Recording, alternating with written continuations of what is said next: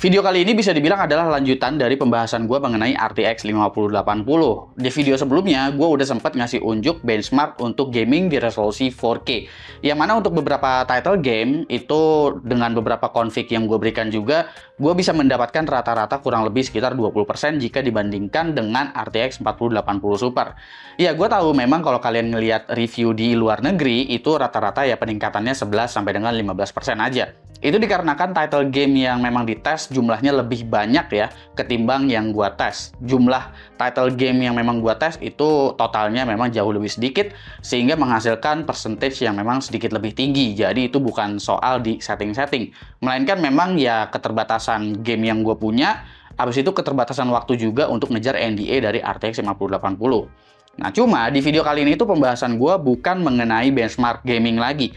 Kalian bisa membandingkan banyak review lah untuk review benchmark gamingnya itu dari channel gue ataupun dari channel lain, udah bisa kalian lihat referensinya macam-macam. Di video kali ini gue lebih pingin ngebahas untuk benchmark lanjutannya itu ialah di bagian AI, video encoding, dan juga 3D rendering ya. Habis itu gue juga di awal ini pingin membahas mengenai ketersediaan.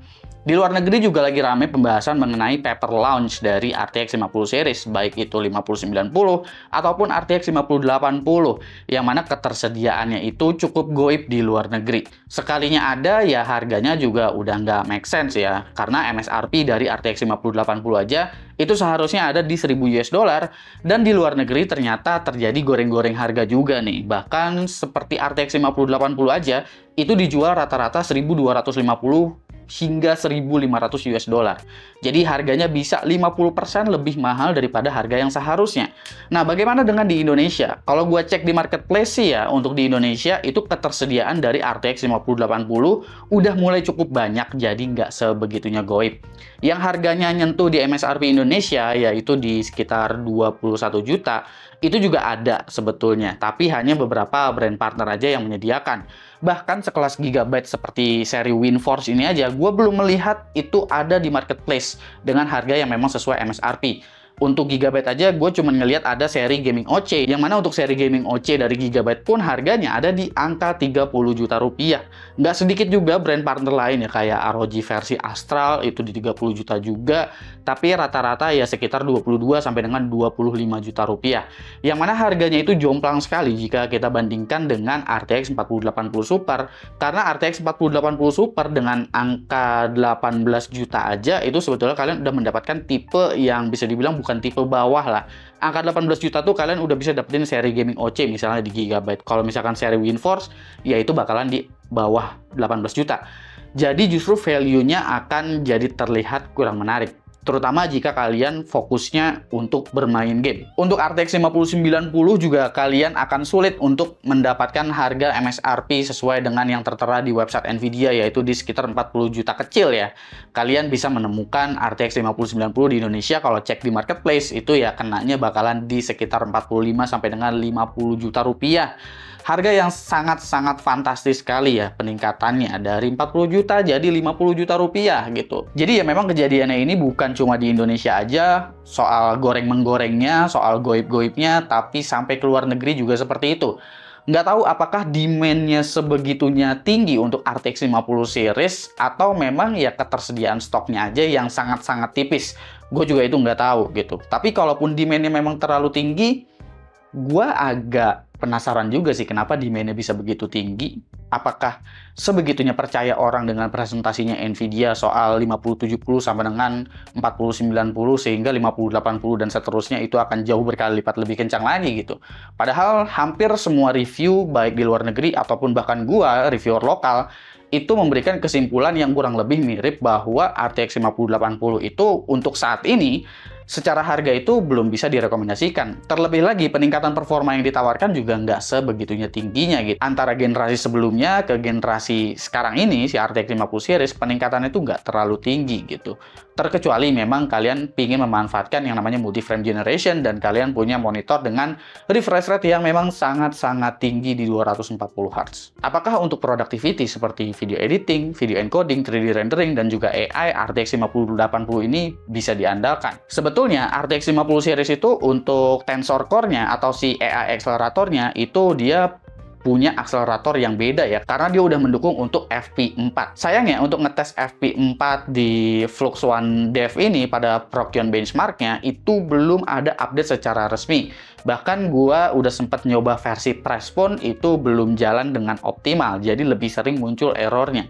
Maka dari itu untuk generative image paling mentok ya gue bakalan kasih SDXL aja dengan FP16 dan semua datanya akan gue bandingkan dengan RTX 4080 Super menggunakan testbed yang sama seperti di video gue sebelumnya. Untuk datanya sendiri mengenai AI generative image di SDXL dengan tensor RT dan juga ini menggunakan FP16 ya. Di sini skornya itu mendapatkan di angka 4855 dan kalau dibandingin dengan RTX 4080 Super dia tuh dapat di angka 4379 yang menandakan pada generative image seperti di SDXL ini juga sebetulnya peningkatan performanya nggak segitunya signifikan loh, padahal jika kita bandingkan dengan RTX 4080 Super. Gue juga sempat ngetes untuk inference LLM ya, dan inference LLM ini gue nggak cuma ngetes untuk di Prokion aja, melainkan gue ngetes di LM Studio juga karena sekarang juga lagi rame untuk local AI ini nggak cuma untuk menggunakan Llama atau menggunakan Mistral aja, tapi ya kalian tahu lah DeepSeek lagi rame juga untuk local AI-nya. Tapi untuk di UL Prokion, jika gua ngelihat benchmark ini, di sini kalian bisa ngelihat bahwa peningkatannya juga ya nggak terlalu begitu banyak sih antara si RTX 5080 dan juga RTX 4080 Super. Di sini yang kalian lihat adalah benchmark untuk Llama 2 dengan parameter 13B. Lalu bahkan dalam pengujian LM Studio, yang mana LM Studio ini udah bisa menggunakan runtime CUDA dan udah bisa menggunakan model dari DeepSeek R1. Di sini ya angka yang gue dapat juga untuk token per second-nya nggak beda jauh bahkan dengan si RTX 4080 Super.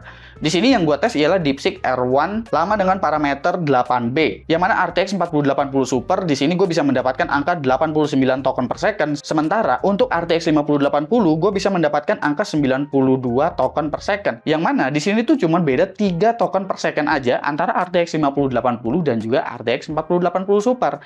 Di sini memang gue nggak melakukan pengujian untuk parameter 32B ya, karena untuk 32B ini VRAM 16 GB itu udah mulai bakalan mepet, sehingga ya itu output yang keluar juga nggak bakalan sekencang tadi. Di Blender pun dalam pengujian gue RTX 5080 ini ya memang tetap ada peningkatan, tapi peningkatannya ini justru ya sekitar 10 sampai dengan 12% aja antara si RTX 5080 dan juga RTX 4080 Super.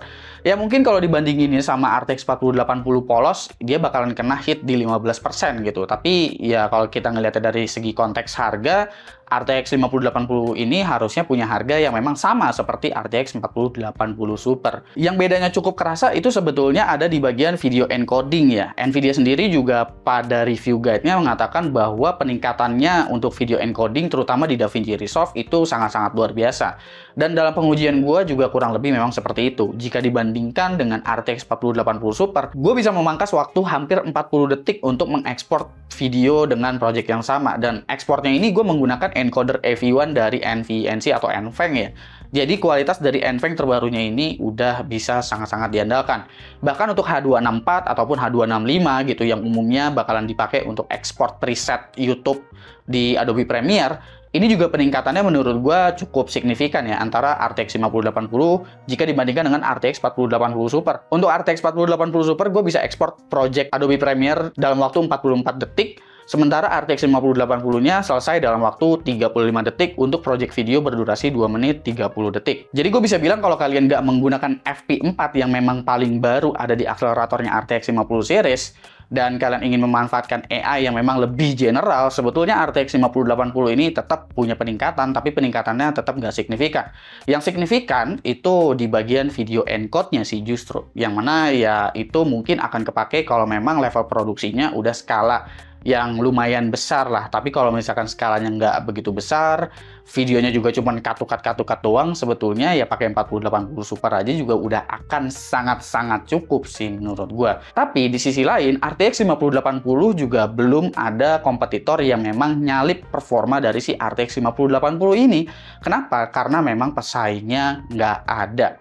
Ya, pesaing dia satu-satunya ialah satu tingkat di atasnya, yaitu adalah RTX 4090 yang mungkin kalian bisa dapetin juga dengan harga, kalau kalian hoki mungkin kalian bisa dapat di 30-an juta juga gitu. Ya masih mahal juga sih emang. Tapi kan memang antara 4090 dan juga 5080 itu masih punya gap performance yang cukup luas ya. Jadi gua rasa kalian masih bisa mempertimbangkan itu. Beberapa review luar juga gue lihat untuk versi yang non MSRP itu memang peningkatan performanya ada lebih sedikit ya. Jadi untuk versi WinForce pun gue rasa seperti itu. Karena data benchmark gue kemarin di pengujian game itu juga bukan dari Founders Edition, melainkan dari versi custom card milik Gigabyte. Itu kalau gue cek di luar untuk versi macam kayak ROG aja itu dia bisa plus 15% lagi gitu performance-nya, terutama kalau misalkan melakukan manual overclocking atau melakukan undervolting gitu. Jadi sebetulnya si RTX 5080 ini kalau bukan pakai yang Founders Edition sih sebetulnya memang performance-nya selisihnya akan cukup terasa ya jika dibandingkan dengan 4080 Super. Ya terasanya di sini bukan berarti jadinya selisih beda 40% sama 4080 Super gitu, enggak gitu ya, paling tinggi ya tetap dia bakalan di sekitar 20-an% aja kalau kita bandingin sama si 4080 Super gitu. Ini berlaku jadinya untuk pengujian apapun gitu, di gaming segitu, di AI juga kurang lebih segitu, bahkan di 3D rendering pun itu gue lihat nggak ada yang nyampe ke angka 20% sih peningkatannya antara 5080 dan juga 4080 Super. Jadi pertimbangkanlah baik-baik ya. Menurut gue ya 5080 ini mungkin akan jadi primadona kalau memang harganya udah waras. Untuk saat ini menurut gue sih belum waras. Menurut kalian apakah harga 5080 sekarang udah waras? Coba komen di bawah dan kasih pendapat kalian masing-masing. Jangan lupa subscribe Gosuki dan seperti biasa sampai jumpa di lain kesempatan.